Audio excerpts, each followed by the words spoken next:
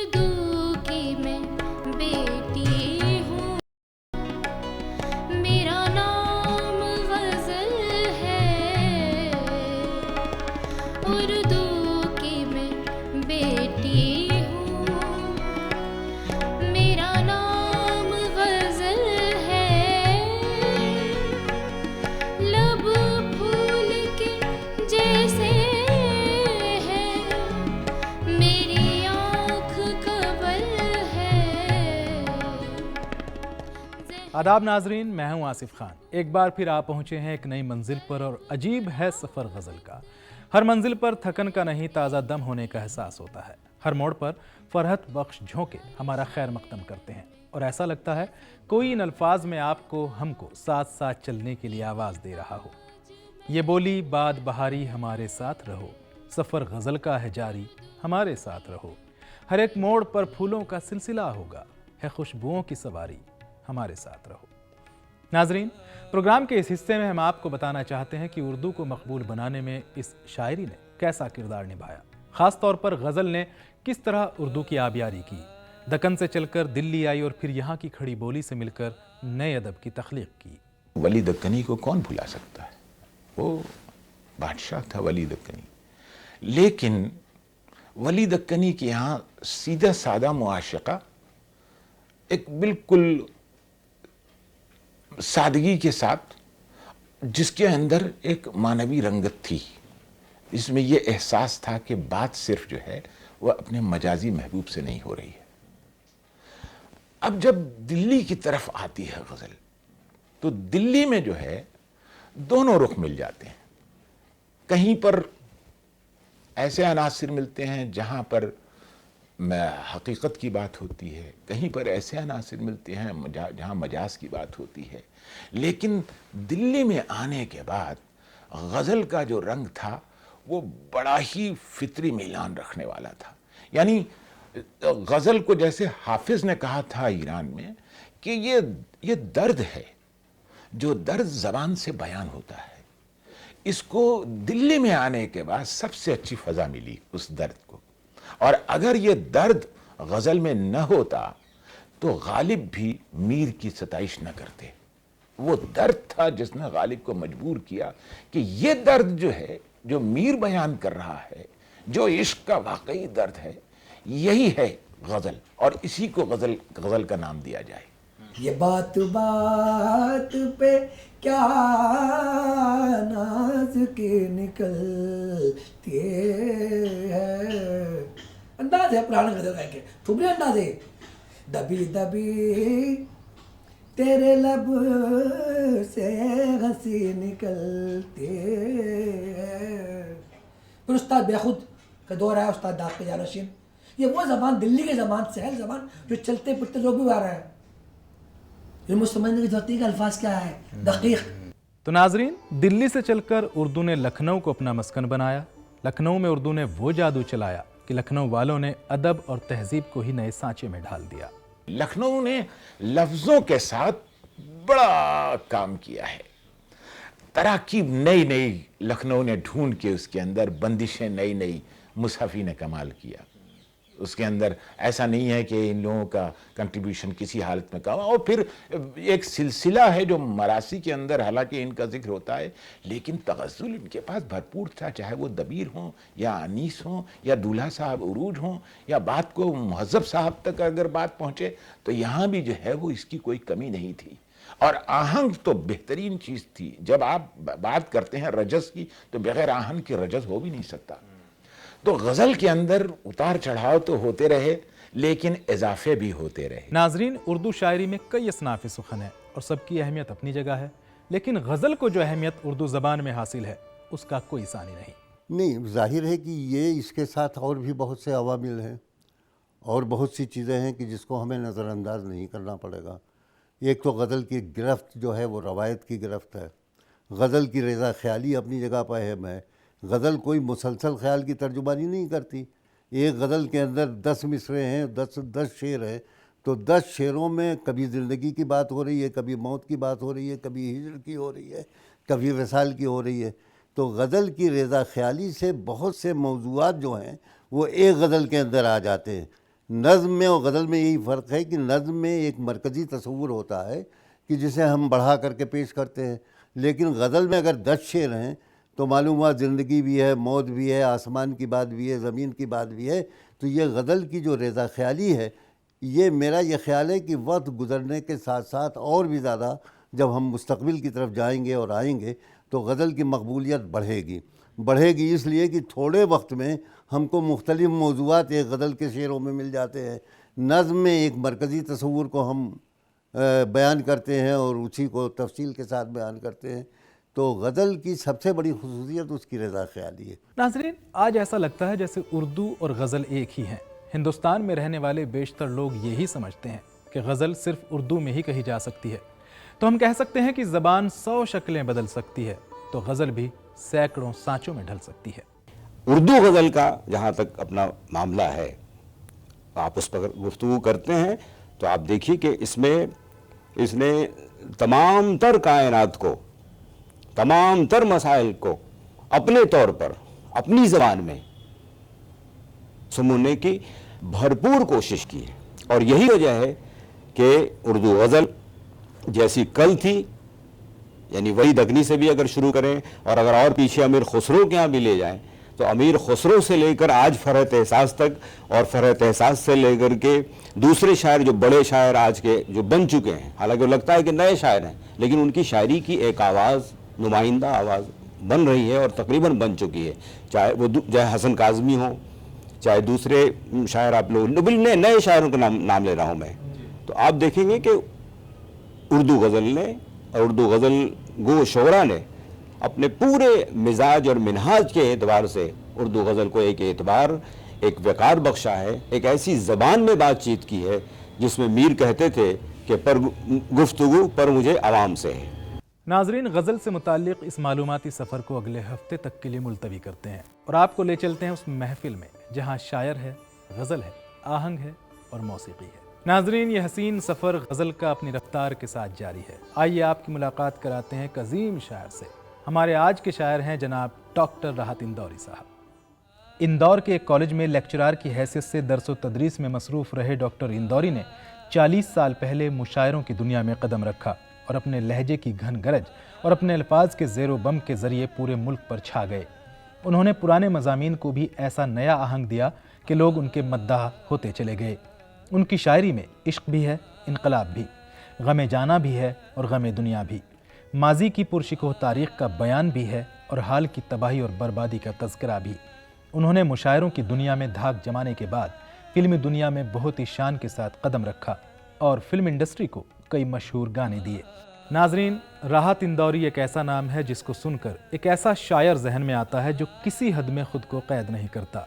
आइए नाजरीन, खुद राहत इंदौरी साहब से जानते हैं उनकी इब्तदाई ज़िंदगी और शायरी के बारे में। मेरे घर में पढ़ा लिखा माहौल शुरू से रहा। मेरे वालिद एजुकेशन में थे और तो कुछ नई चीज़ नहीं, मतलब मेरे घर में उस ज़माने में, मेरे बचपन में मुझे याद है कि 12-13 साल की जब उम्र थी मेरी, तो तब भी उर्दू के रसाई लाया करते थे, जो भी उस ज़माने में राइज थे, और सभी लोग पढ़ते लिखने वाले उर्दू के लोग थे मेरे यहाँ। तो लेकिन इसको मैंने एक ज़िंदगी की तरह ओढ़ लूँगा शायरी या पेशे की तरह इख्तियार कर लूँगा शायरी, ये कभी नहीं सोचा था। वो किसी का मिसरा है कि हर आदमी में होते हैं 10-20 आदमी, तो एक शायर में बुनियादी तौर पर पेंटर था और बचपन से मेरा ख्याल है होश संभालते ही मैंने ब्रश पकड़ लिया था और फिल्म के बैनर्स बनाया करता था। बाकायदा स्टूडियो में था मेरा। लेकिन वो अंदर ही अंदर एक शायर भी पल रहा था, पता नहीं उसने कब ओवरटेक किया उस पेंटर को। सिर्फ एक मीडियम बदला, कलर और ब्रश और कैनवस की जगह पर कागज़ और कलम आया और कुछ भी नहीं, बाकी कोई ज़्यादा बड़ी तब्दीली नहीं थी ये।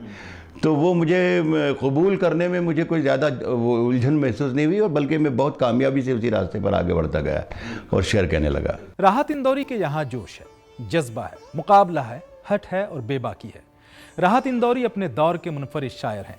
आइए उन्हीं से मालूम करते हैं कि वो अपनी इनफरादियत को लेकर कितने हसास हैं। जब से मतलब ये कि एक शऊर का और गज़ल का की दोस्ती हुई, तो मैंने ये बस ये कोशिश की कि मैं जो कुछ कहूँ वो राहत इंदौरी की तरह लगे। वो तरक्की पसंदों की तरह या हमारे क्लासिकल पोइट जो है हुए उनकी तरह, या जो गज़ल जिस तरीके से कही जा रही थी या कही जा रही है, उससे कुछ थोड़ी सी आवाज़ कुछ मुख्तलिफ हो और वो आवाज़ मेरी हो। बहुत से हमारे नाक़दीन भी हैं, हमारे साथी भी हैं, किसी भी शायर पर तबसरा करते वक्त ये ज़रूर कह देते हैं कि उनका लहजा इस लहजे से मिलता है, या वो बहुत फ़लाँ शायर हैं, मीर से नासिर काज़मी बहुत करीब हैं, या फ़लाँ से फ़लाँ का लहजा बड़ा टकराव खाता है। तो मैंने ये कोशिश की थी कि मुझे लोग ऐसा ना कहें कि ये राहत की गज़ल फ़लाँ की गज़ल से मिलती है। तो ये कोशिश को अगर लोगों ने नाम दिया है इनकलाब का या जोश का या जज्बे का या नारे का, तो ठीक है, बेहतर है। मुझे नाजरीन, राहत इंदौरी मुशायरे के स्टेज पर भले ही किसी ज़िद्दी बच्चे की तरह लगते हों, लेकिन उनको अपनी जिम्मेदारियों का एहसास है और इसीलिए वो अपने सीनियर शायरों का अदब और एहतराम करते हैं। मैं बहुत खुशनसीब लोगों में अपने आप को शुमार करता हूं कि मुझे मेरे सीनियर्स की बहुत मोहब्बतें और शफ़क़तें मिली, बल्कि तहतुल लफ्ज़ में पढ़ने का जो मुझे मशवरे दिए वो भी मेरे सीनियर्स ने दिए। खुमार बाराबंकी साहब, आलम फतेहपुरी, कृष्ण बिहारी नूर ख़ास तौर पर। तो इन लोगों ने कहा कि तुम्हारी जो गज़ल है ये इसके लिए तरन्नुम की कोई ज़रूरत होती नहीं है, तहतुल लफ्ज़ में पढ़ के देखो। और वो लोगों ने कबूल किया और वो धीरे धीरे एक बात नई बनती गई। तो सीनियर्स की का एहतराम भी हमने बहुत ज़्यादा किया। और मैं ये अपने मेरे बाद आने वालों के लिए कहूँगा भी कि वो पहला जीना होता है कि हम हमारे आगे कौन है उनका लिहाज करें। तो ज़ाहिर है पीछे वालों को ही आगे आना है। तो मैंने उनसे बहुत मोहब्बतें की और उनका एहतराम भी किया और उन लोगों की शफ़क़तें भी, मुझे मोहब्बतें भी बहुत मिली। नाजरीन, डॉक्टर राहत इंदौरी ने फिल्मों में भी बेशतर गीत लिखे हैं और उनके कई गाने तो आपने सुने भी होंगे। फिल्मों से अपनी वाबस्तगी पर राहत साहब को फ़ख्र तो है, लेकिन बदले हुए माहौल से थोड़े मायूस भी हैं। मैंने 3 दर्जन से ज़्यादा फिल्मों में मैंने गाने लिखे और मेरा ख़्याल है कि सभी ज़िम्मेदार और बड़े डायरेक्टर के साथ मैंने काम किया है, जो हिंदुस्तान के मौजूदा दौर के लगभग सभी लोगों के साथ काम किया। लेकिन वो भी काम करने का उनका तरीक़ा यही है कि वो म्यूज़िक डायरेक्टर के पास भेज देते हैं और म्यूज़िक डायरेक्टर के पास म्यूज़िक कंपनी का मालिक बैठा हुआ है, पेमेंट उसे करना है और पसंद उसे करना है, तो हमें उसकी पसंद पे काम करना पड़ रहा है। फ़िल्म की कहानी से फिल्म के म्यूज़िक का या फिल्म के गाने का कोई ताल्लुक़ ही नहीं होता है। और शायरी जिसको मतलब यहाँ इसमें जिगर साहब जैसे लोग फिल्मों में आने में लिखा, मजरू, साहिर, शकील, शैलेंदर, इतने बड़े लोग आज भी मेरे पास हमारी इंडस्ट्री में मेरी नज़र में बड़े लोग हैं, मौजूद अभी हैं इस वक्त, कि जो लिखना जानते हैं। लेकिन उनसे काम ही अगर आप नहीं करवाना चाहते हैं तो फिर क्या होगा, ये प्रॉब्लम है। राहत इंदौरी आज मुशायरों की दुनिया का सबसे मोतबर नाम है। मुशायरे उर्दू ज़बान और अदब और मुल्क की गंगा जमनी तहजीब के अलंबरदार हैं। लेकिन मुशायरों के बारे में राहत इंदौरी के क्या ख्यालात हैं, आइए उन्हीं से जानते हैं। ये एक लफ्ज़ चल गया है हमारे मुशायरे में, हालात हाज़रा। तो वो लोग जो नई नस्ल के जो सुनने वाले ऑडियंस हैं, नए बच्चे जो 15 साल से मुशायरा सुन रहे हैं और अब उनकी उम्र 25 साल की, तो उन्होंने 10 बरस की उम्र से जो सुना है वो उसी को शायरी समझ रहे हैं। हमारे शायर चूँकि से उसमें उन्हें दाद मिल रही है तो वही शेर कह रहे हैं जो उन्हें समझ में आ रहा है। यानी हम अपने ऑडियंस से कंप्रोमाइज़ कर रहे हैं और ये कंप्रोमाइज़ कहीं ना कहीं हमें हमारे अदब को नुकसान पहुंचा रही है, उसकी सेहतमंदी को नुकसान पहुंचा रही है। नाजरीन, उम्मीद है डॉक्टर राहत इंदौरी से मुलाकात आपको ज़रूर पसंद आई होगी। आइए राहत साहब से गुजारिश करते हैं कि वो अपनी एक पसंदीदा गज़ल हमें सुनाएं। कहा है कि इस कदर प्यार की बारिश हो कि जल थल हो जाऊं, इस कदर प्यार की बारिश हो कि जल थल हो जाऊं, तुम घटा बन के चले आओ मैं बादल हो जाऊं, तुम घटा बन के चले आओ मैं बादल हो जाऊं, और घर में बैठा हूं चमकते हुए सोने की तरह, घर में बैठा हूं चमकते हुए सोने की तरह, मैं जो सर्राफे में आ जाऊं तो पीतल हो जाऊं, घर में बैठा हूं चमकते हुए सोने की तरह, मैं जो सर्राफे में आ जाऊं तो पीतल हो जाऊं, और ढूंढते ढूंढते एक उम्र गुजारी जिसको, ढूंढते ढूंढते एक उम्र गुजारी जिसको, वो अगर सामने आ जाए तो पागल हो जाऊं, ढूंढते ढूंढते एक उम्र गुजारी जिसको, वो अगर सामने आ जाए तो पागल हो जाऊं, और मेरे सन्नाटों ने आबाद रखा है मुझको, मेरे सन्नाटों ने आबाद रखा है मुझको। मैं तेरे शहर में आ जाऊं तो जंगल हो जाऊं, मैं तेरे शहर में आ जाऊं तो। और इसमें एक शेर और है गज़ल में, वो सुने। मैं तेरे शहर में आ जाऊं तो, मैं तेरे शहर में आ जाऊं तो जंगल हो जाऊं, और मुंतज़िर चाक पे है मेरी अधूरी मिट्टी।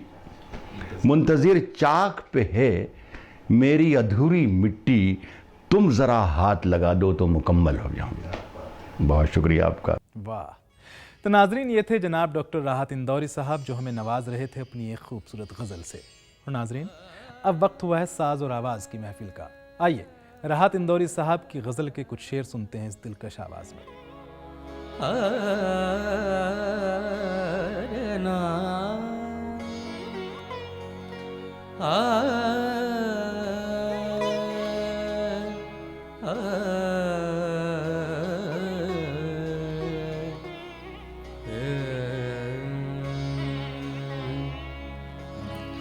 शाम होती है तो पलकों पे सजाता है मुझे। शाम होती है तो पलकों पे सजाता है मुझे।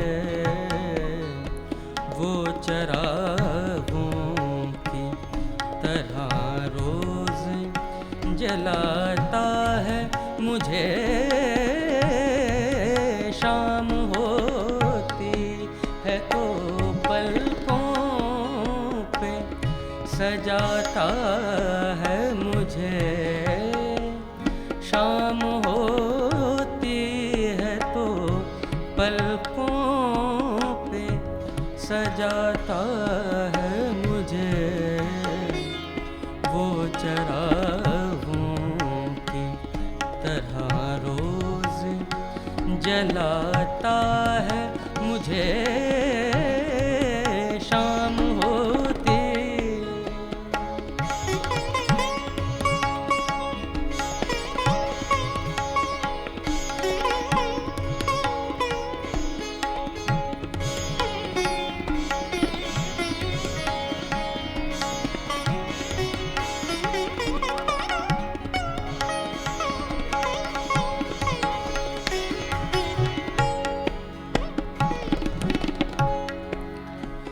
मैं हूँ एकम तो नहीं है तेरे होने की दलील।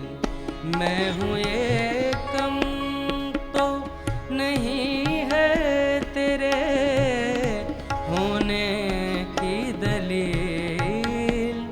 मेरा होना तेरा एहसास दिलाता है मुझे।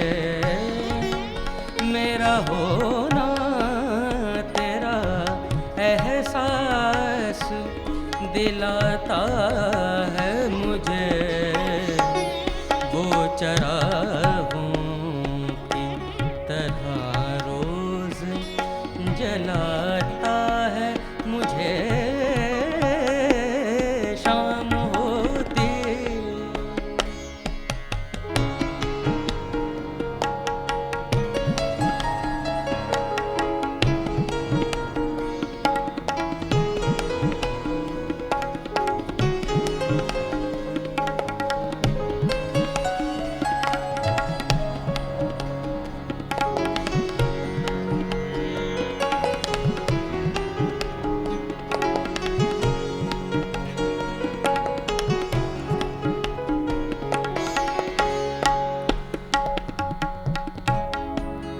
कैसे महफूज रखूं खुद को अजायब घर में। कैसे महफूज रखूं खुद को अजायब घर में। जो भी आता है यहाँ हाथ लगाता है मुझे। जो भी आता